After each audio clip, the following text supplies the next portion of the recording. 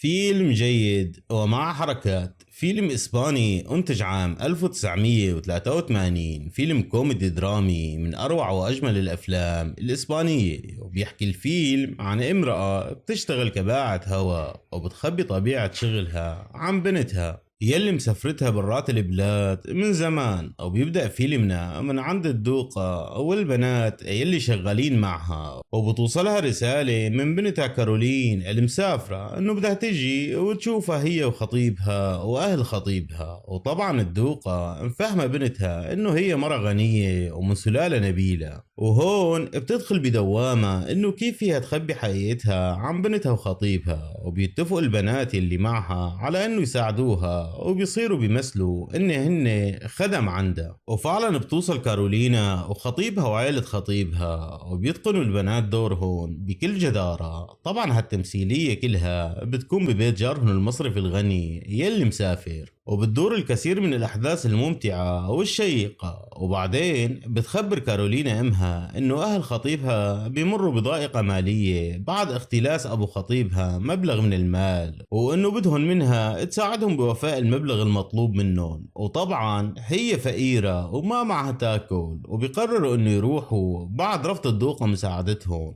وبيطلع خطيب كارولينا عارف حقيقة الدوقة، بس بيوعدها انه ما بيخبر كارولينا. وبيوصل صاحب البيت المصرفي وبياخدوه البنات برحلة جميلة ورائعة بغرفة النوم. وبتوصل الشرطة وبياخدوا الكل ومعهم المصرفي، حيث بيخسر سمعته بالإضافة للمال. وبيقرر بعدها انه يشتغل مع الدوقة والبنات، وبيفتح بيته كدار للهو والوناسة.